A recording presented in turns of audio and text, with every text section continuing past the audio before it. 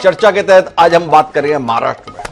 क्या कमाल की जगह है महाराष्ट्र, वहां की सियासत समझ से परे है। पहले हैरत में थे कि माना जा रहा था कि बड़ा कठिन मुकाबला रहने वाला है, बहुत मुश्किल से जनता किसी एक गठबंधन के संदर्भ में जनादेश व्यक्त करेगी, पर जब नतीजा आया तो सारे चौंक गए। जो लड़ रहे थे वो भी चौंक गए और जो देख रहे थे वो भी चौंक गए।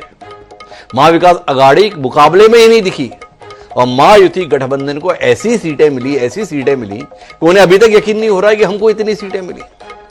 तीन दल जो महायुति गठबंधन के अंतर्गत है, भारतीय जनता पार्टी, एकनाथ शिंदे वाली शिवसेना और अजीत पवार वाली राष्ट्रवादी कांग्रेस पार्टी, विधानसभा के अंतर्गत पहले, दूसरे, तीसरे स्थान पर पहुंच गई और विरोध के दल चौथे, पांचवें, छठवें स्थान पर पहुंच गए। तो कुल मिलाकर लगा कि जब जनता ने स्पष्ट तौर पर जनादेश दे दिया है तो अब यह गठबंधन भी अपना फैसला तुरंत ही देगा और स्पष्ट देगा।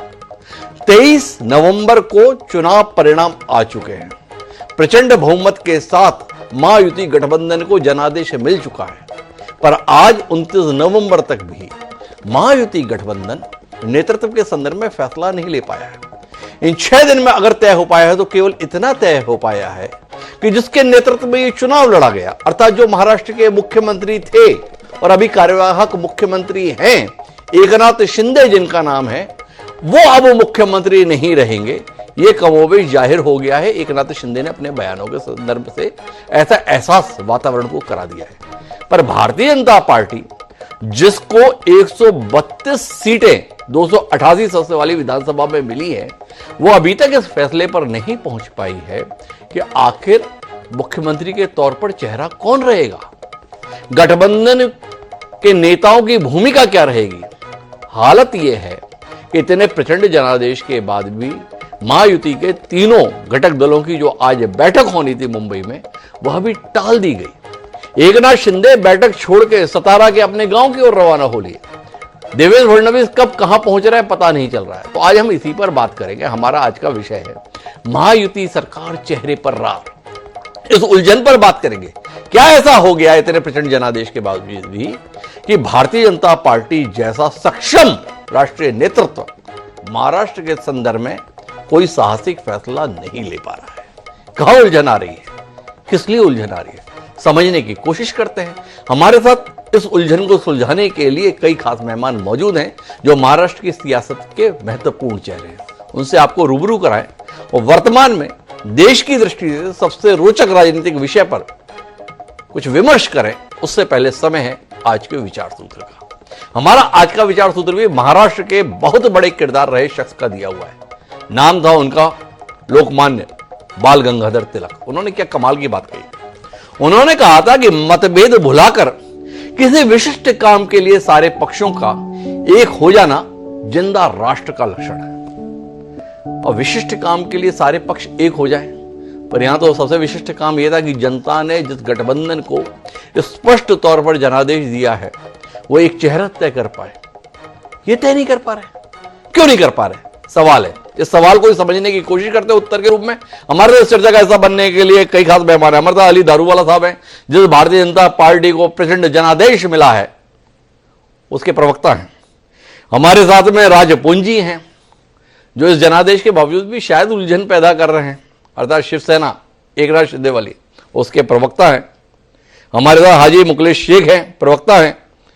एनसीपी अजीत पवार जी वाली, इमरान शेख जी हैं, प्रवक्ता एनसीपी शरद पवार वाले, और हमारे साथ जुड़ेंगे कुछ ही देर में किशोर तिवारी जी, प्रवक्ता हैं शिवसेना उद्धव ठाकरे। आप सभी का स्वागत है। चर्चा की शुरुआत दारूवाला साहब से ही करते हैं। दारूवाला साहब, इतनी उलझन में तो प्रदेश की जनता ना रही जितनी उलझन में आपका राष्ट्रीय नेतृत्व आ गया। क्या हुआ ऐसा जो महाराष्ट्र आप लोगों के समझ में आता ही नहीं है? 5 साल पहले भी आपके गठबंधन को जनादेश मिला था, तब भी नेतृत्व के संदर्भ में आप लोग उलझते रहे, अब भी उलझ रहे हैं। कहां फंस गए हैं, क्यों फंस गए हैं, थोड़ा बताएंगे? नमस्ते हिमांशु जी, आपके दर्शकों को भी नमस्ते भारतीय जनता पार्टी की तरफ से। सबसे पहले ये जो नैरेटिव है, ये जो जल्दबाजी, ये सिर्फ मीडिया में मुझे नजर आ रही है। सीएम सीएम पे सीएम पे सीएम पे सीएम जो है caretaker chief minister, Eknath Shinde ji ने ऑलरेडी हमारा लेटर वहां पे दे चुके हैं। अजीत पवार जी, एकनाथ शिंदे, देवेंद्र फडणवीस जी, इनके जो समर्थक है, इनके जो फॉलोअर्स है, ये लोग जो बयानबाजी, जो बैनरबाजी, ये सब जो कर रहे, ये एक इट इज अंडरस्टूड फैक्ट है। हर कोई चाहता है कि हमारा नेता सीएम बने। 45 नंबर लेके भी अजीत दादा को सीएम लोग देखना चाहते, 55 ऑड नंबर लेके भी एकनाथ जी को, और उनके जो कार्यकर्ता एमएलए है हमारे तो 135 137 विद इंडिपेंडेंट, एक देवेंद्र जी को भी सीएम देखना चाहते। ये सब स्वाभाविक है, और मीडिया को आप लोग को चलाना है, टीआरपी चाहिए, मसाला चाहिए, मगर यहाँ पे सक्षम हाथों में महाराष्ट्र है। गवर्नर्स को लेटर दे चुका है, काम ऑलरेडी हो रहा है। नेक्स्ट वीक हिमांशु जी फर्स्ट कैबिनेट भी होंगी, मगर इसमें देर क्यों हो रहा? आपका सवाल का स्ट्रेट उत्तर घुमाने की मुझे बिल्कुल आदत नहीं है। यहाँ पे जो काम हुआ, या तो ये जो मैजिकल नंबर्स हमारे को मिला है, ये मैजिकल नंबर्स मिलने के पीछे एक कारण है, एंड दैट इज जो हमारे कार्यकर्ता है, जो लोकसभा में हमारी जो हार हुई, जो हम लोग रिलैक्स कर रहे थे, बोल रहे थे जो करेंगे योगी जी, मोदी जी, अमित शाह करेंगे, देवेंद्र फडणवीस, एकनाथ शिंदे जी के ऊपर जो हमने एकदम भरोसा करके, लोग जो मतदाता घर बैठे वोटिंग के लिए बाहर नहीं निकले, हमारे तीनों पार्टी के लोगों ने जाके लास्ट 6 मंथ्स हिमांशु जी एक एक घर के दरवाजे का बेल बजाया। आप अगर आप तो इतने बड़े ब्यूरो चीफ है, आप आपके यहाँ के संवाददाताओं को पूछ सकते हैं, उनके घर तक कार्यकर्ता लोग गए, उनका वोटर आईडी है नहीं है, उनका नाम है नहीं है, क्योंकि 2024 लोकसभा में 15% लोगों के नाम याचिका से हमारे वोटर लिस्ट में से मिसिंग थे। ये जो मैजिकल नंबर आया है ना, वो है सर। अच्छा, अभी वो उसमें से और कौन थे? इसके अंदर हमारे संघ के कार्यकर्ता लोग थे। और हिमांशु जी, मैं आपको आज इतनी बड़ी एक स्टेटमेंट आपके चैनल के माध्यम से देना चाहता हूं। क्या you will be surprise Himanshu ji, Sangh के कार्यकर्ता ना केवल उद्धव बाला साहब ठाकरे, शिवसेना हमारी, या हमारे इसमें कांग्रेस के भी बड़े बड़े नेता, ये स्वयं सेवक संघ है। वो लोग संघ में से आते हैं, भले वो पार्टी दूसरे पार्टी में रहेंगे, वो भी स्वयं सेवक संघ के नाते से उन लोग ने भी काम किया, भले उनने दूसरे टिकट पे ये लड़ाई की। तो स्वयं सेवक संघ आज इसके अंदर सीएम पेस कौन है ये डिसाइड करने वाला है। अमित जी, नरेंद्र मोदी जी उसको अनाउंस करेंगे। इसमें वक्त लग रहा है, मगर मैं आपको बहुत यहाँ पे कॉन्फिडेंस के साथ कहता हूं 1 या मैक्सिमम 2 तारीख तक सीएम पेस डिक्लेयर होगा। मगर इसके अंदर अगर आप मुझे पर दरोगा साहब, मैं थोड़ा माफी के साथ में हस्तक्षेप करना चाहता हूं। आपने तो कमाल की बात कर दी। जिस संविधान का निर्माण संविधान निर्माताओं ने बड़ी मशक्कत के बाद, चिंतन मंथन के बाद किया था, और आप लोग भी बता दो कि बाबा साहेब ने बड़ी भावनाओं के तहत ये संविधान हम लोगों को सौंपा। उस संविधान में तो व्यवस्था ये थी कि जो चुने हुए विधायक होते हैं, और वो विधायक अपने नेता का चुनाव करते हैं, और जो नेता को वो चुनते हैं वो मुख्यमंत्री होता है। आप बता रहे हो, ये विधायकों को कुछ नहीं करना है। ये राष्ट्रीय स्वयंसेवक संघ को तय करके रहना है कि आपको मुख्यमंत्री किसे बनाना है। ऐसा ही है? बिल्कुल नहीं, मैंने बोला थॉट प्रोसेस, उसके अंदर उन्हें दिशा और उन्हें सजेशन देने तक के हमारा काम है। मैंने ये कहा आपको कि हम लोग सजेशन देंगे, पार्टी हाईकमान, पार्लियामेंट्री कमेटी, तीनों पक्ष के पार्लियामेंट्री कमेटी बैठ के फाइनल डिसीजन लेंगे। दरअसल आपको नहीं लग रहा है कि बहुत अपनी बेइज्जती सी करा रही है भारतीय जनता पार्टी? जिन पार्टियों को आप बताते हैं कि इनमें तो निर्णय लेने की क्षमता नहीं है, इनमें तो समन्वय नहीं है, इनके बीच में तो मत भिन्नता इतनी रहती है, वो झारखंड में देखिए नतीजा आया, हेमंत सोरेन साहब की शपथ भी हो गई। आपके यहां तो उलझन है।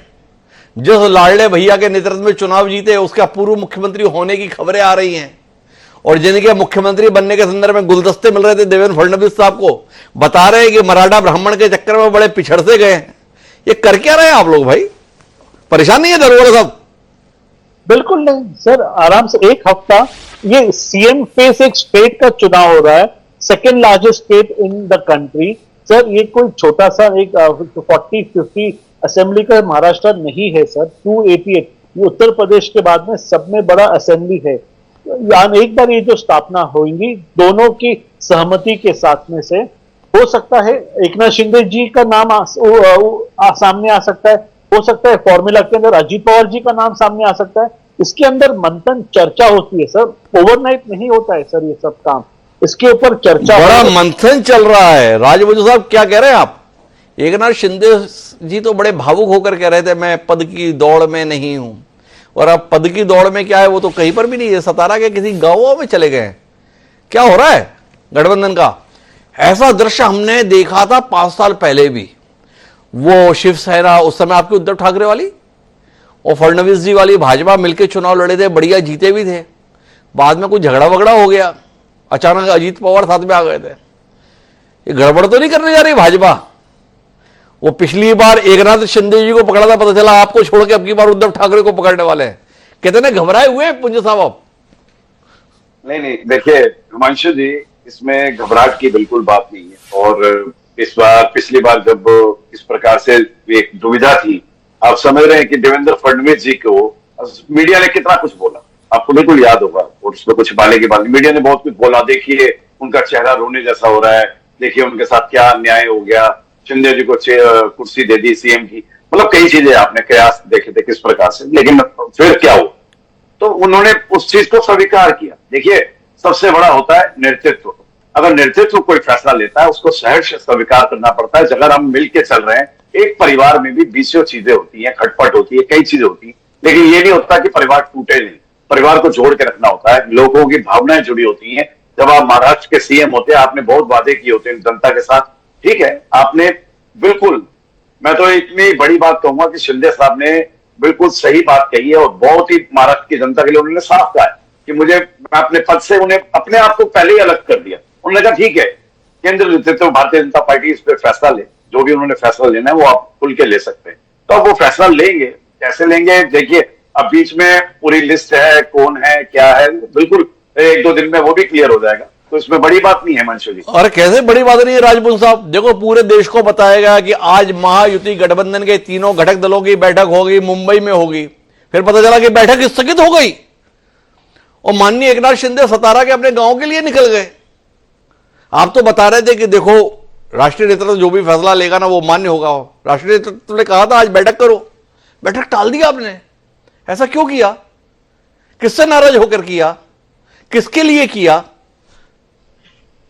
हिमांशु जी देखिए, किसी से नाराज नहीं है, कुछ ऐसा नहीं है। देखिए आप हर चीज को बड़ी अच्छी तरह गुगली की तरह फेंकते हैं और हमें उसको पता है कि आप गुगली फेंक रहे, तो हम भी अपना बैट बड़ी अच्छी तरह से लगाना जानते हैं कि गुगली के अंदर कैसे अपने बैट से खेलना है उस बॉल।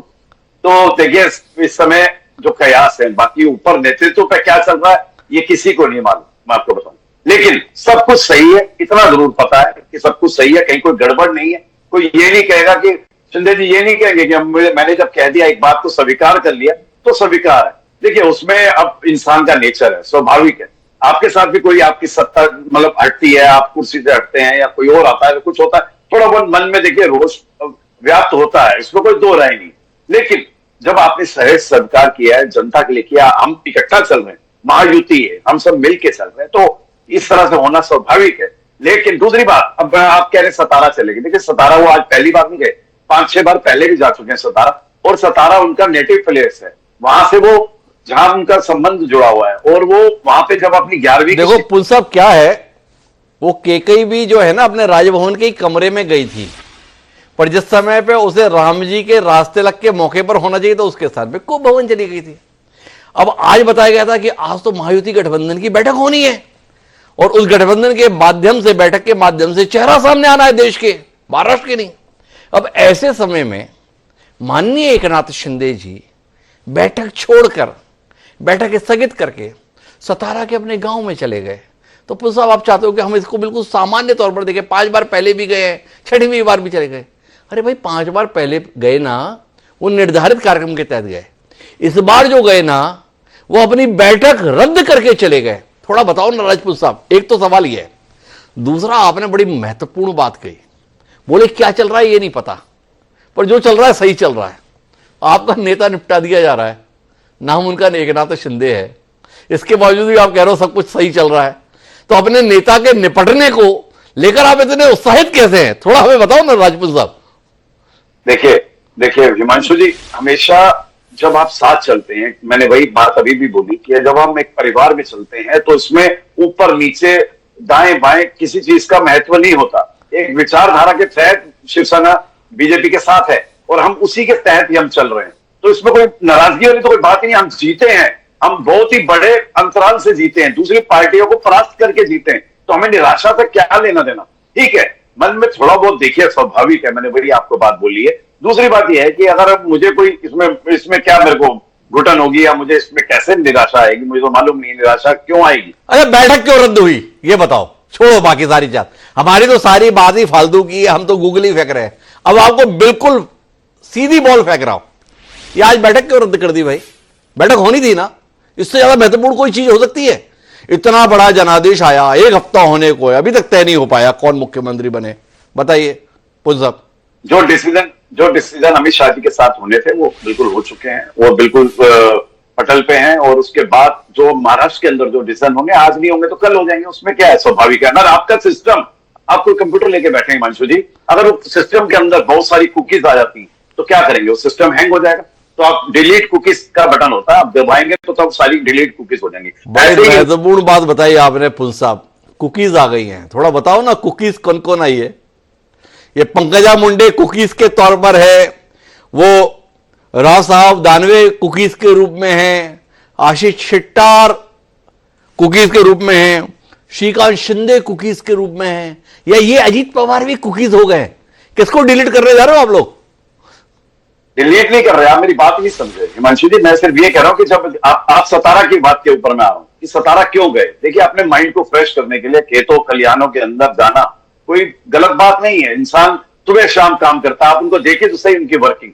आपने सुना भी होगा, इस इधर मेरे से सुना होगा और भी सुना होगा महाराष्ट्र के अंदर लोगों से, कि रात दिन जिन्होंने काम में अपने लगाए हो, रात दिन एक कर दिया हो, तो ऑब्वियस है इलेक्शन सर पे फिर इधर भाग उधर भाग, कई चीजें होती है, तो हर इंसान को थोड़ा सा काम चाहिए होता है। इसमें कोई इतना बड़ा इसका एपिसोड नहीं। देखो भाई राजपूत साहब, आपसे हमने 4 बार पूछ लिया बैठक क्यों रद्द हुई और क्यों सतारा चले गए, उत्तर नहीं आया। पर मेरे साथ में हाजी मुखलिस शेख साहब है, वो शायद मदद कर दें। बैठक क्यों रद्द हुई, क्यों एकनाथ शिंदे सतारा चले गए?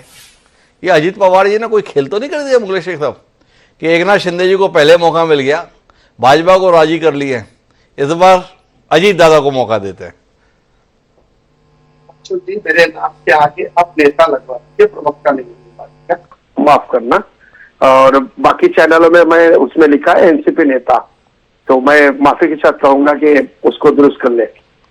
मेरी आवाज करवा देते हैं। नेता ज्यादा बड़ी चीज है, लीडर तो लीडर ही होता है ना, हम आपको लीडर के तौर पर देखते हैं, पर प्रवक्ता करा देता है जी के रूप में बैठा हूँ और भी चैनल में बैठता हूँ मैं जी। तो मैं इसलिए चाहूंगा कि उसको करेक्ट कर ले जी सर।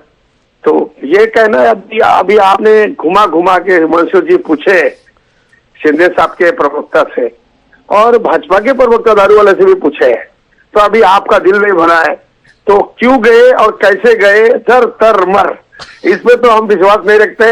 हम सबके साथ सबका विकास, हमारी पार्टी महायुति है, लेकिन दिल में दर्द जरूर है, ये बात तो रखिए मेरी बात को हिमांशु जी।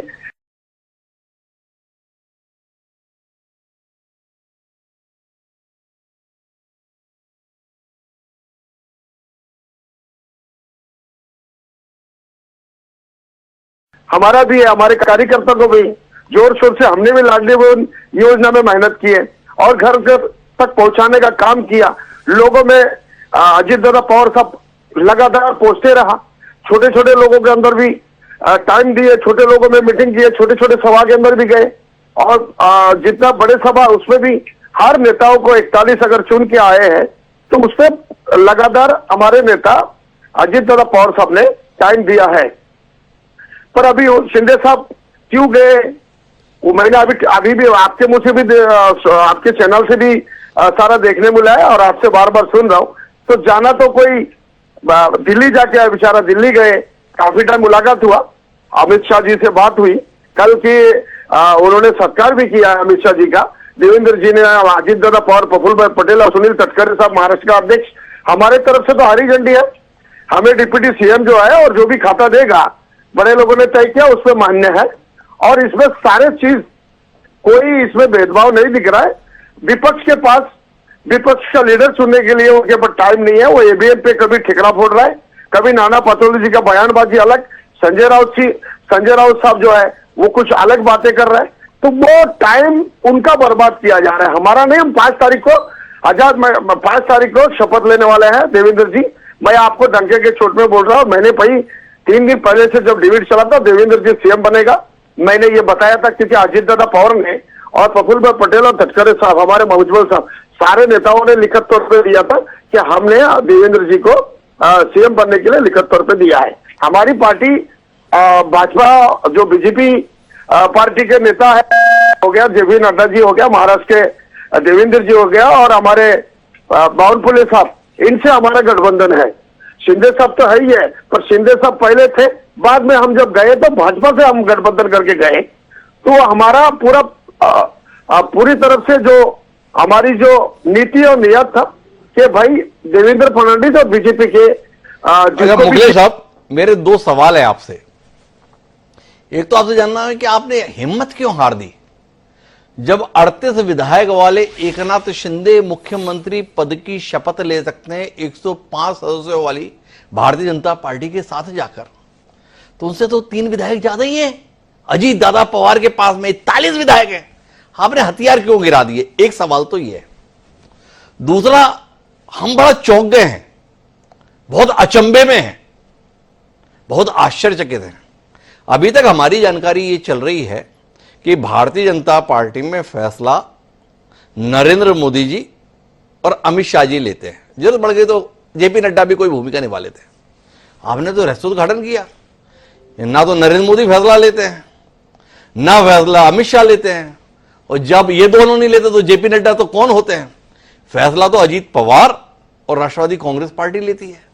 आपने कहा हमने लिख के दे दिया है देवेंद्र फडणवीस जो है मुख्यमंत्री होंगे, और आपने डंके की चोट पर हमें कह दिया देख लेना देवेंद्र फडणवीस ही मुख्यमंत्री होंगे। ये अजीत पवार जी को भाजपा का संदर्भ में फैसला लेने का मैंडेट कब से मिला? ये थोड़ा ज्ञान दीजिए ना। 2 सवाल है आपसे, हिम्मत क्यों हार गए और भाजपा के फैसले लेने का अख्तियार आप लोगों को कैसे मिला? ये रहस्य की बात बताओ। सुधांशु जी, हमने फैसला नहीं लिया, हमारा समर्थक दिया, क्योंकि देवेंद्र जी से काबिल कोई दिख ही नहीं रहा भाजपा में मुझे, मेरे पार्टियों को। देवेंद्र जी ने बुरा टाइम में सबको संभाल के लेके चला है, और जब जरूरत था तो आपने 38 की बात कहा मुझसे कि भाई 38 में सीएम बन सकता है या जो भी, तो भाई जो वक्त बदल गया तो अभी क्या है? आप भाजपा के पास पूरा मैंडेट है, पूरे इतने सीट आया है, उनको भी नहीं पता था इतनी सीट आएगा। और आने के बाद अभी तो भैया जब मौसम बदल गया तो हमने तो उनके साथ में तालमेल बना के रहना ही है सरकार में। हम बाहर जाने के बाद भी क्या उनको फर्क गिरने वाला है? क्या नहीं गिरने वाला है ना, क्योंकि पूरे महाराष्ट्र के लोगों ने हमें। अच्छा एक बात बताओ मुखलेश साहब, ये तो बात समझ में आ गई कि आपको समझ में आ रहा है कि भाजपा के पास इतना संख्या बल है कि अब भाजपा का ही मुख्यमंत्री बनेगा, पर आप इस बात पर कितने नाराज हो, कितने गुस्सा हो, कितने क्रोधित हो कि देखो देवेंद्र फडणवीस ने इतनी मेहनत की, देवेंद्र फडणवीस ने सबको संभाल कर रखा, देवेंद्र फडणवीस के कारण इतना प्रचंड बहुमत आया, फिर भी भारतीय जनता पार्टी अभी तक देवेंद्र फडणवीस को घोषित नहीं कर रही कि वो मुख्यमंत्री होंगे। कितने नाराज हो आप इस बात से? जो बात आपको समझ में आ रही है वो बात नरेंद्र मोदी जी, अमित शाह जी को, जेपी नड्डा जी को समझ में क्यों नहीं आ रही? नहीं आ रही है समझ में। कहां घोषित किए? नहीं सर, सुधांशु जी मेरी बात सुनिए।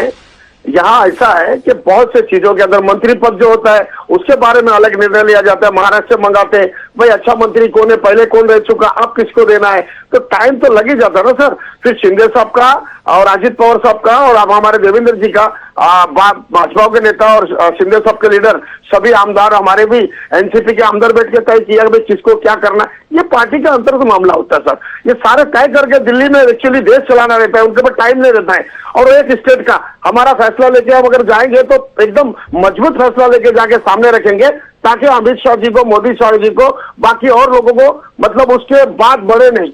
अच्छे से सारा चीज कल हो गया है, सिक्का मुर्तब देवेंद्र जी पे सभी ने मारा है, तो देवेंद्र जी सीएम बनेगा। अच्छा एक बात बताओ शेख साहब, आप देवेंद्र फडणवीस की बड़ी पैरवी कर रहे हो। ये एकनाथ शिंदे के मुकाबले देवेंद्र फडणवीस ज्यादा बेहतर मुख्यमंत्री साबित होते हैं, ज्यादा बढ़िया नेता है, या आपको लगता है? भले ही संख्या बल आया हो भाजपा का, देखो जीत तो एकनाथ शिंदे के नेतृत्व में हुई है, भाजपा की सीटें तो बिहार में भी ज्यादा हैं, तो अभी नीतीश कुमार के नाम के साथ चल रहे हैं ना बना के। आपको नहीं लगता एकनाथ शिंदे को बना रहना चाहिए, एकनाथ शिंदे को ही मुख्यमंत्री रहना चाहिए? वो एकनाथ शिंदे बता रहे हैं महाराष्ट्र की जनता उन्हें लाडला भाई के तौर पर पसंद करती है, लाडला भाई को मुख्यमंत्री पद से हटा दिया जाए। या अजीत पवार की पार्टी को पसंद आ रहा है?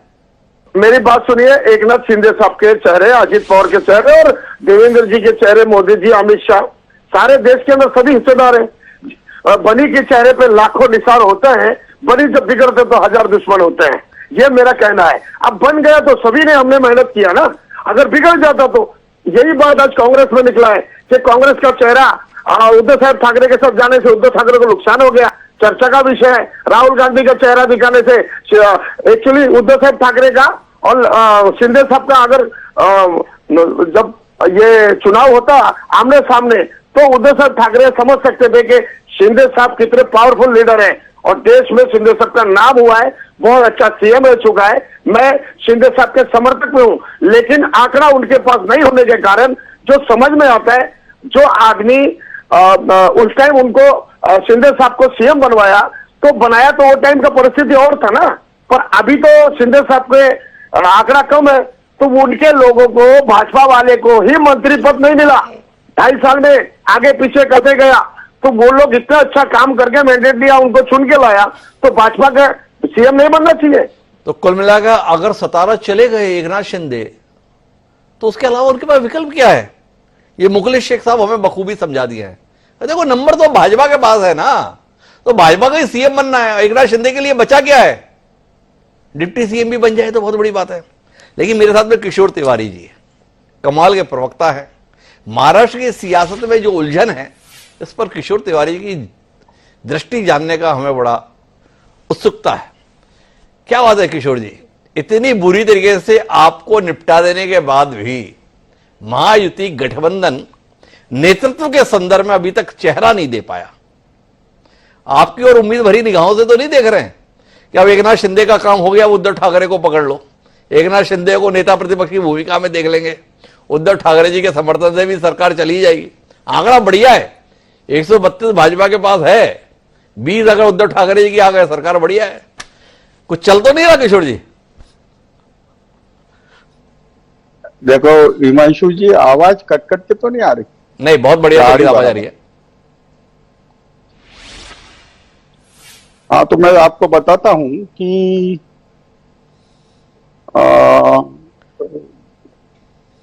हिमांशु जी, हमारा 19 का ही तजुर्बा ऐसा है कि 19 के तजुर्बे में भी हमने देखा था कि हमको उन्होंने बराबरी की सीट देके 24 सीट उन्होंने ले ली। अरे हिमांशु जी, बड़ी मेहनत से आया हूँ, लेकिन ये नेटवर्क का बड़ा सब्जेक्ट है का मोदी जी ने हमारा नेटवर्क डाउन कर दिया था। तो वो क्या हुआ कि हमने उनको 144 सीट लड़े थे, तो 124 सीट जी उन्होंने हमको दी और 20 सीट उनकी ले ली। वही फार्मूला उन्होंने इस वक्त दिया और एकनाथ शिंदे की 10 सीटें ले ली और 10 में अपने कैंडिडेट दी थी। तो उसमें जैसे शाइना एनसी वगैरह हार गए, लेकिन वैसे ही शरद पवार को उन्होंने 8 दी और उसमें से तो ये 6-12 आ गए चुन के। और इनके रवि राणा, रत्नाकर गुट्टे और विनय कोरे, ऐसे 5 लोग चुन के आ गए।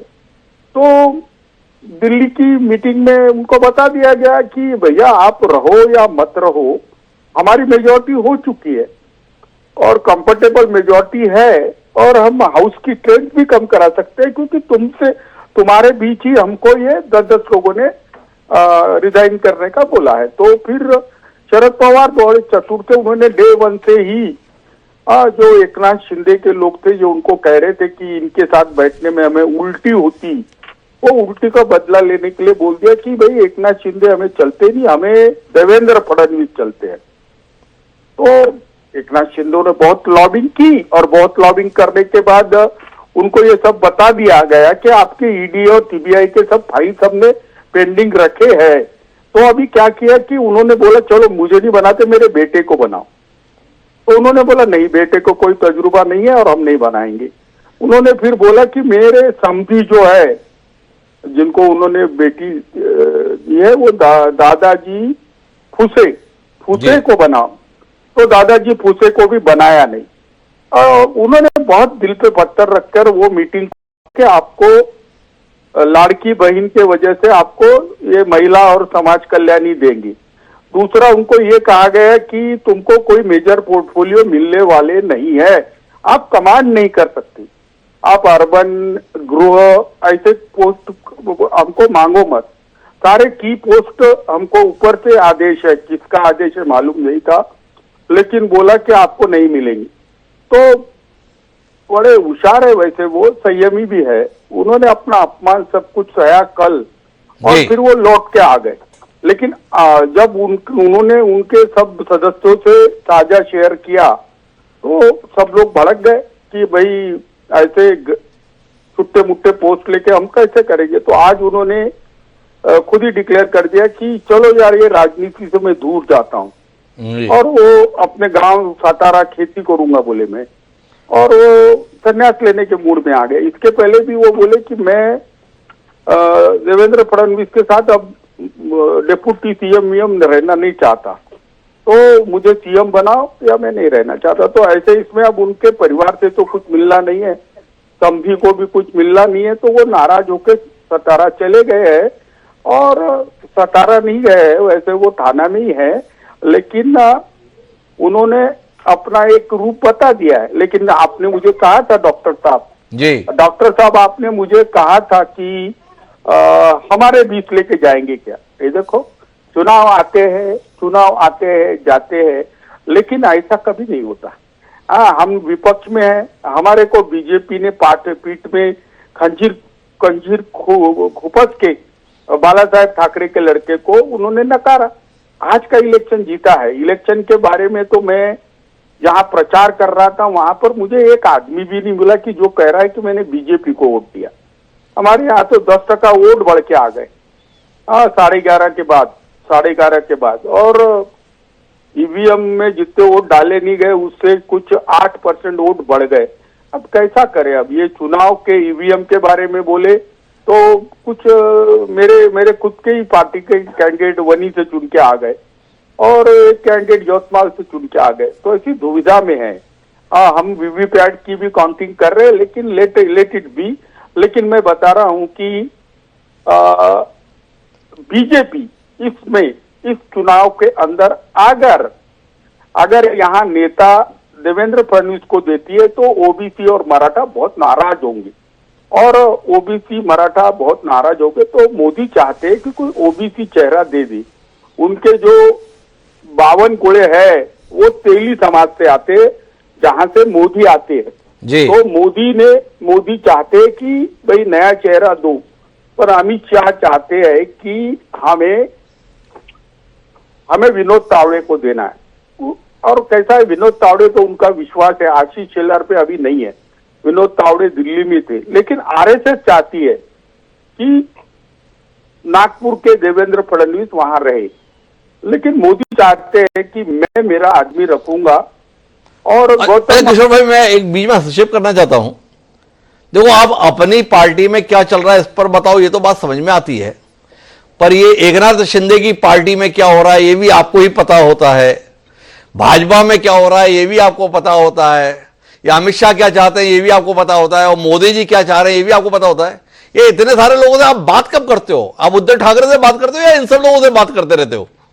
देखो, मैं मेरा बैकग्राउंड बता देता हूं कि मैंने इंजीनियरिंग करने के बाद आरएसएस ने मुझे बीजेपी में भेजा था, और बीजेपी का मैं कदावर नेता था। इससे पहले आरएसएस का फुल टाइमर था। तो मुझे और बीजेपी से मैं जुड़ा रहा, लेकिन मैं बीजेपी की कार्यशैली से नाराज होकर चला गया। 2012 में मुझे नितिन गडकरी ने बोला कि मेरा पीएम बनने का चांस आया है, अब तुम मुझे पंचर मत करो जी। तो विवादों में फंसे थे उस वक्त। उसके मैंने केजरीवाल को भी बहुत समझाया था कि इन पे भ्रष्टाचार के आरोप मत लगाओ, पर केजरीवाल यह लाल कृष्ण आडवाणी और सुषमा स्वराज और अरुण जेटली वाली गैंग में चले गए थे, तो राजनाथ सिंह भी उनके साथ चले गए थे, तो हमारे नितिन गडकरी का चांस चले गया। उसके बाद मैं फिर भी 24 और 19 में मोदी जी के साथ रहा। उसके बाद मैं पिछले 5 साल से उद्धव जी के साथ हूं, क्योंकि बीजेपी ने मुझे कहा था कि मेरे को बीजेपी ने मिनिस्टर रैंक भी दिया था और वो किसान मिशन का चेयरमैन बनाया, लेकिन उसमें मेरे पास कोई पावर नहीं थे। तो मैंने बोला ना पॉलिसी पे मैं काम कर सकता हूँ ना पावर पे काम कर सकता हूँ। तो मैंने उनको बोला था कि मुझे हाउस में जाना है, तो उन्होंने बोला 18 में आपको हाउस में भेजेंगे, और मुझे बोला जाती नहीं है करके हम नहीं भेज रहे। तो मैं उनको छोड़ के उद्धव ठाकरे की तरफ चले गया, और उद्धव ठाकरे के पास में था तो मेरे करीबी थे एकनाथ शिंदे जी। और एकनाथ शिंदे और मैं मिलके ही काम करते थे। और एकनाथ शिंदे ये एक कद्दावर नेता है, इसमें कोई वो नहीं। लेकिन मुझे बहुत दुख से पास कहना पड़ता है कि उद्धव ठाकरे के पास जो कॉटरी है, उस कॉटरी ने बड़ा बुरा काम किया और कॉटरी ने कद्दावर नेताओं को आइसोलेट किया। और उद्धव जी की संवादहीनता और उद्धव जी की कार्यपद्धति और चमचों की वहां पर दखल, इससे वो नाराज होके गए। बहुत लोग नाराज हुए क्योंकि एमएलए थे, उनका सीएम था, फिर भी उनकी हालत बहुत खराब थी। तो ऐसे ही मेंबर ऑफ पार्लियामेंट का भी हुआ था। तो मैं अभी बता रहा हूं कि ये सब कुछ हुआ, लेकिन उसके बाद अभी मेरे संबंध सबसे भी अभी भी अच्छे हैं करके मैंने आपको ये सब चीजें बताई। लेकिन और बात मैं बोलता हूं कि इस चुनाव के अंदर जैसे ही लोकसभा के चुनाव हुए तो नाना पटोले ने बोला हम बड़े भाई है। अब ये बड़े भाई है तो झगड़ा चालू हो गया। टिकट बांटने का आखिरी दिन आने तक ये झगड़ा चलता रहा। अब टिकट बांटा, ये मेरिट पे बांटते तो ठीक था, इन्होंने टिकट का सेल लगा दिया। इन्होंने समझा कि हमें सत्ता आ रही है, तो इन्होंने टिकटें बेची चमचों ने। कहीं पे चाचा को दिया, कहीं अपने सांसद ने अपने भाई को दिया, नेता ने अपने बेटे को दिया। सब तरफ परिवारवाद चला, जिसके वजह से ऐसा हुआ कि कद्दावर नेताओं ने बगावत कर दी और हमारे ही सीटों में हमको 70 सीटों पे ये बगावत करने वालों ने गिराया। दूसरा, हमारे जो प्रकाश आंबेडकर या राज ठाकरे, इन्होंने भी बीजेपी के पेरोल पे काम किया। तो हम चुनाव हारे, इसका आत्मचिंतन करने के पहले ही ईवीएम पे रोकर कैसा भी अपनी जवाबदारी ये लोग टाल रहे हैं। तो लोग अपने डाल रहे हैं। किशोर जी ये बता रहे हैं, पर किशोर जी अभी हमारा विषय हार के कारणों की समीक्षा नहीं है, महाराष्ट्र में चेहरा क्यों घोषित नहीं हो रहा इस पर है। हमें बताया मुगलेश शेख साहब ने, इंतजार कीजिए, बाकी घोषणा देवेंद्र फडणवीस की होने जा रही है। आप इत्तेफाक रख रहे हैं, जिन देवेंद्र फडणवीस ने तसल्ली से उद्धव ठाकरे को निपटाया, वो देवेंद्र फडणवीस मुख्यमंत्री बनकर आ रहे हैं। आपका क्या होगा? नहीं, हम लोग तो, मैं तो इमरजेंसी में भी जेल में था, उसके बाद भी बहुत आंदोलन किए किसानों के, आदिवासियों की, तो जेल में रहा। जेल वेल से डरते नहीं हम जी। लेकिन जिस तरीके से अडानी का हस्तक्षेप महाराष्ट्र की सरकार में है जी, और ये सब कुछ चीजें है, तो मैं चाहता हूं कि ये बात आपके जो पैनल पे आए हैं, उनके आर्गुमेंट देखा, दे आर रिस्पेक्टेड पीपल, मुझे उनका कोई वो नहीं है। और ये लोग अपनी अपनी पार्टी के वफादार लोग हैं, लेकिन पार्टी के अंदर वो जिस बीजेपी के अंदर है और जिसके एसोसिएशन में है, तो बड़ी तकलीफ का माहौल है। मैं अभी बोल रहा हूँ कि बीजेपी से मेरा कोई नफरत नहीं है। मैं आरएसएस से जुड़ा हूँ और बीजेपी के कई नेताओं का मित्र हूँ अभी भी, और बीजेपी में कभी भी जा सकता हूँ।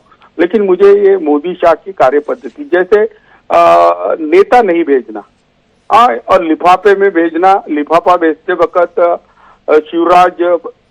शिवराज जी की हमारी अपमान करना, और बाद में सिंधिया जी, मैडम सिंधिया का राजस्थान में अपमान करना, उसी तरीके से देवेंद्र फडणवीस का अपमान है। ये महाराष्ट्र के नेता कौन है, इससे ज्यादा लड़ाई ये है कि फाइनल निर्णय आरएसएस करता है या फाइनल निर्णय मोदी करते। तो इस बात की लड़ाई है, किशोर जी हमें समझा रहे हैं।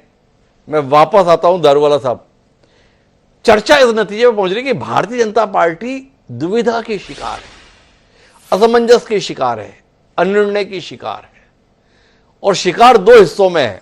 एक, जातिगत मामले में उलझ गई है, एक ब्राह्मण को मुख्यमंत्री पद पर बिठाकर 2 मराठा नेताओं को उसके अधीन रखे, या कोई पिछड़ा या मराठा मुख्यमंत्री के पद पर बिठाए। और दूसरा तो आपने खुद ही बताया था, वो संघ भी चाह रहा है कि उसकी पसंद के अनुसार मुख्यमंत्री आए। आपको नहीं लगता है एक मजबूत नेतृत्व की जो भारतीय जनता पार्टी की छवि थी, ये महाराष्ट्र में 6 दिन से जो असमंजस आपने बना रखा है, इससे भाजपा के नेतृत्व के ऊपर काफी सवाल उठ रहे हैं, उसकी साख दांव पर लग गई है, क्या कहते हैं? डॉक्टर साहब, ये आपका जो डिबेट था, मैं शायद इतना कोई भी डिबेट में आज तक हंसा नहीं हूं। लास्ट 5 डेज मैं डिबेट पे जा रहा हूं। ये लोग की जो महाविकास आघाड़ी है, Kishore ji, all due respect to you, आपको मालूम है जब हम बैकफुट पे भी थे, मैं आपका बहुत ज्यादा मान सम्मान करता था। सर, यहाँ पे डिबेट में आने के लिए प्रवक्ता रेडी नहीं है। ये जो थम्पिंग विक्ट्री है, ये थम्पिंग विक्ट्री मैं आपको कह रहा हूँ हिमांशु जी, मैं एकदम ह्यूमिलिटी और हम्बली एक्सेप्ट करता हूँ। इसके अंदर जो आत्मपरीक्षण उन्होंने किया, जो उन्होंने पूरी लाइफ हिस्ट्री बताई गडकरी जी से, मैंने at the opening of the show आपको कहा था बीजेपी के तो छोड़ दो, कांग्रेस के भी जो कार्यकर्ता है वो आरएसएस के कट्टर स्वयं सेवक वर्कर्स थे। जी, ये वक्त की जो लड़ाई थी वो सनातन धर्म को जो मिटाने के लिए ये लोग निकले थे। ये जो जाली की टोपी पहन के ये जो तीनों एक हो गए, और जो उन्होंने एक झूठा नैरेटिव चलाया कि मुसलमानों के हम मसीहा है, मुसलमान इनकी जाल में फंसे नहीं। उन्होंने देखा क्या लाडली बहन देते वक्त उन्होंने ये नहीं देखा कि ये कौन से कास्ट, कम्युनिटी, क्रीड, कौन से वर्ग के है। जो मैंने आपको कहा था, जो नल से जल निकला वो सारे समुदाय के लोगों ने किया, सर पे छत हर समुदाय के लोगों को मिला। इसका श्रेय केवल और केवल ये जो 6 महीने में लाड़की बहन के अलावा जो हमने मिस्टेक्स किए थे राजस्थान में, उसको हमने सुधारा। एक विशेष समुदाय को टारगेट करके नहीं चलेगा, कटेगा तो बटेगा, ये नैरेटिव किसी को दुखाने के लिए नहीं था। ये जो राहुल गांधी जी ने कहा था कि कास्ट सेंसस में लाऊंगा और जाति के ऊपर जनगणना के बाद में वो हिसाब से सीट मिलेंगे, इसको संघ पहले से रबिश करता है। यहाँ पे सिर्फ 2 जाति है, एक है अमीर और एक है गरीब। और मोदी जी हमेशा कहते हैं मैं गरीबों का नेता हूं, मैं चौकीदार हूं। सीएम पद को लेकर जो इतना इंपॉर्टेंस और इतना हाइप जो मीडिया क्रिएट कर रहा है, मैं इसे बिल्कुल at the pinch of salt, इसको मैं बिल्कुल इंपॉर्टेंस नहीं देता। एक मिनट रुकिए दरोगा साहब, आप इंपॉर्टेंस नहीं देते, अच्छी बात है, पर खबर तो ये आई कि जेपी नड्डा और अमित शाह जी ने रात के 2:30 बजे तक एकनाथ शिंदे, देवेंद्र फडणवीस और अजीत पवार के साथ मीटिंग की, जिसको आप राय बराबर भी महत्व नहीं देते हैं। उस मसले पर माननीय अमित शाह रात के 2:30 बजे तक अपनी नींद खराब करते हैं और इन 3 नेताओं को भी खराब करते हैं। ऐसा क्यों करते हैं? ऐसा नहीं है। देखिए, एक विचारधारा है डॉक्टर, आपने समझना चाहिए, इसका एक क्रोनोलॉजी, इसका एक स्टैंडर्ड ऑफ वर्किंग है। इसके अंदर हमारे जो संगठन मंत्री है, ये तीनों नेताओं को मिलते हैं। ये तीनों नेताओं से जो उनसे बात समझ के इसके ऊपर मंथन होता है, ये पार्लियामेंट्री कमेटी के सामने जाता है, ना कि सिर्फ बीजेपी। यहाँ पर हमारे एकनाथ शिंदे जी की पार्लियामेंट्री कमेटी, अजीत पवार जी की जो इंटेलेक्चुअल पार्लियामेंट्री कमेटी, ये लोग सारे लोग बैठ के पार्लियामेंट्री कमेटी में मीटिंग होंगी। मगर मैं आपको कहता हूं इसमें वक्त क्यों लग रहा है। हमारे हाथ में इससे ज्यादा इंपॉर्टेंट विषय वक्फ बिल और इसके साथ में 4 और अमेंडमेंट बिल्स है। संडे तक के ये जो सेशन चल रहा है, ठंडी का जो मौसम है, सारे विधायक वहां पे मौजूद है। व्हिप जारी किया है सारे पार्टी ने। माननीय पंतप्रधान जी को, होम मिनिस्टर को ज्यादा इंपॉर्टेंट सब्जेक्ट्स पे डील करना है।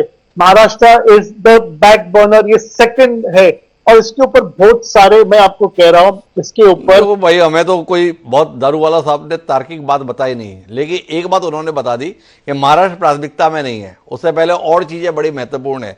ये हालत हो गई है पुंज साहब, आपके नेतृत्व वाली सरकार, आपके राज्य की मायने नहीं रखता कि आपके संदर्भ में फैसला लिया जाए। बैठे रहिए सतारा में, कौन परवाह करता है? क्या कहते हो पुंज साहब? देखिए हिमांशु जी, सतारा में तो नहीं बैठा रहेंगे, सतारा में तो नहीं बैठे रहेंगे, वो तो वापस ऑब्वियस है कि वापस आना ही है। तो बाकी किशोर तिवारी जी हमारे साथ रहे हैं, बहुत साल हम साथ रहे इकट्ठे, और उसके बाद कुछ ऐसी मैं वहीं था पालघर, तो पालघर से मैं एकनाथ शिंदे जी के पास गया। तो शिंदे जी ने, शिंदे जी से बात हुई मेरी, उनके जैसा नेचर, उनके जैसा स्वभाव मैं नहीं बता सकता आपको। ग्राउंड लेवल पे मैंने इतने सीएम, मतलब इतने बड़े बड़े नेताओं के साथ रहा हूं, तो लेकिन मैं उनकी आज तारीफ करता हूं कि उनके जैसा नेता महाराष्ट्र को, मतलब सौभाग्य है महाराष्ट्र का कि ऐसा सीएम। तो राजपूत साहब, आपको नहीं मानते हैं कि इस जनादेश ने महाराष्ट्र का दुर्भाग्य रच दिया है कि ऐसे जनादेश के कारण से एकनाथ शिंदे को मुख्यमंत्री पद से हटना पड़ रहा है और दूसरे चेहरे को मुख्यमंत्री पद पर लाया जा रहा है? कितनी गलत बात हो गई ना पुंज साहब। नहीं हिमांशु जी, अरे आप ही ने बोला। सुनिए, मैं सिर्फ एकनाथ शिंदे की तारीफ कर रहा हूं कि कितने अच्छे और कितने ग्राउंडेड नेता हैं, मैं उनकी तारीफ कर रहा हूं। दूसरी बात यह है, दूसरी तरफ देवेंद्र फडणवीस जी, जिन्होंने महाराष्ट्र को इतने साल दिए, उनके भी ऊपर कोई इस प्रकार का नहीं है, वो भी बड़े ग्राउंडेड है, उसमें भी दो राय नहीं है, और उन्होंने भी बहुत महाराष्ट्र के विकास के लिए काम। लेकिन जो उनकी कुर्बानी है, आज ये स्थिति क्या है, जो उन्होंने कुर्बानी एक दी थी, आज उस कुर्बानी के ऊपर जो बात चल रही है, उन्होंने अपने, जो उस समय भी यही था कि उनको एकदम सीएम की कुर्सी सामने खड़ी थी, तो उस समय एकनाथ शिंदे साहब को सीएम बनाया गया, तो उससे कोई फर्क नहीं पड़ता। देखिए, फिर वही वाली बात जो मैं पहले ही रिपीट कर चुका हूं कि जब हम मिल के चल रहे होते हैं, तो आप क्या और मैं क्या, और हमारे तिवारी जी क्या और अली दारूवाला जी क्या, तो मतलब सब बराबर है। जब हम मिल के चल रहे होते हैं तो हमें एक दूसरे का थोड़ा बहुत रखना पड़ता है, इज्जत मान भाव रखने पड़ते हैं, तो उस मान भाव के तहत ही जो ये हो रहा है, तो उसमें कोई दो राय नहीं है। घर के बर्तन है, ऑब्वियस है, थोड़ा बहुत आवाज आएगी आपको, लेकिन एक साथ रहेंगे। अरे बर्तन बजे तो रहे हैं, ये तो बात राजपूत साहब भी मान रहे हैं। अच्छा पुंज साहब, एक सवाल का उत्तर दे दो। आज तक जिन एकनाथ शिंदे को माननीय मुख्यमंत्री जी कहकर आप संबोधित करते थे, कल से हो सकता है उन्हें माननीय उप मुख्यमंत्री या पूर्व मुख्यमंत्री कहना पड़े। कितना दिल दुखेगा आपका ऐसे जनादेश के बाद? थोड़ा इसमें रोशनी दीजिए। दुखेगा, उन्होंने महाराष्ट्र के लिए इतना अच्छा काम किया है। हमने आपसे सवाल किया, आपको कैसा लगेगा? एकनाथ जी को कैसा लगेगा ये छोड़िए, आपको कैसा लगा? कितना उत्साहित है? अच्छा हुआ एकनाथ शिंदे उप मुख्यमंत्री हो गए, अच्छा हुआ पूर्व मुख्यमंत्री हो गए। नहीं, उसमें क्या, हमारे तो वो बिल्कुल, हमारे तो शिवसेना के प्रमुख हैं, शिवसेना के प्रमुख हैं फिलहाल, और उससे वो तो रहेंगे जिन्होंने शिवसेना की विचारधारा को डूबने नहीं दिया। जो लोग डुबाने पे तुल गए थे, उन लोगों जो दूसरों की बैठ गए थे जाके, उनको डुबाने से बचाया। इसमें क्या गलत हुआ? देखिए हिमांशु जी, एक चीज, विचारधारा को बचाना भी तो जरूरी है ना। विचारधारा को बचाना जरूरी है, पर जिस विचारधारा को बचाने के लिए गए वो पार्टी अभी तक फैसला नहीं ले पा रही है। अली दारूवाला साहब कुछ हस्तक्षेप करने जा रहे हैं, उनकी बात सुनते हो, फिर आखिरी बातचीत करेंगे मुगलेश शेख साहब से। डॉक्टर साहब, आप राजपूंजी को जो गुगली डाल रहे, वो आपके ट्रैप में गिर रहे। आप एकनाथ शिंदे जी के बारे में जो बार बार उनसे कहलवाना चाहते हैं, वो मैं आपको एक शब्द में भारतीय जनता पार्टी का राष्ट्रीय प्रवक्ता होने के नाते से कह देता हूं जी। एकनाथ शिंदे जी का जो एहसान भारतीय जनता पार्टी के ऊपर है, जो आज से 2.5 साल पहले जो उन्होंने इतना बड़ा स्टेप लिया, वो स्टेप का नाम है सुसाइड। अगर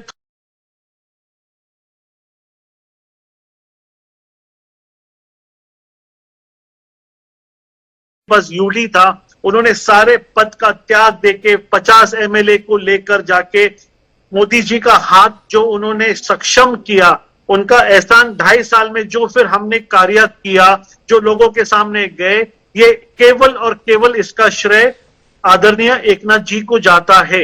महाराष्ट्र के अंदर सिर्फ तो दारूवाला साहब, मेरा सवाल आपसे यह कि आप खुद मानते हैं कि एकनाथ शिंदे जी ने भारतीय जनता पार्टी पर बहुत बड़ा एहसान किया 2.5 साल पहले, जो ये साहसिक कदम उठाया, तो आप एहसान फरामोश क्यों हो रहे हैं? जब उन्हीं एकनाथ शिंदे के नेतृत्व में इतना प्रचंड बहुमत महाराष्ट्र की जनता ने दिया, तो उन्हीं एकनाथ शिंदे को मुख्यमंत्री बनाए रखने के लिए ऐलान क्यों नहीं करते आप? गद्दार, और आप ये जो कर रहे हैं ना, हमने जो उनका एहसान फरामोश, सर ऐसा कुछ नहीं है। हालांकि 135 नंबर आने के बाद भी अगर केंद्र जो है चाहता तो इमीडिएटली उठा के देवेंद्र फडणवीस को सीएम घोषित करता, मगर ऐसी विचारधारा पे काम नहीं होता। बिहार में अगर आप देखेंगे, हमारा नंबर होने के बावजूद जो हमारे पे आरोप लगाया था किशोर जी के पार्टी ने, उद्धव ठाकरे जी ने, क्या हम गद्दार है, रूम में मीटिंग हुई है और हम लोग हमारे बात से मुकर गए। अगर बात से मुकरना रहता, अगर हम इतने गद्दार रहते, तो सर 23 की रात को हम सीएम डिक्लेयर करते।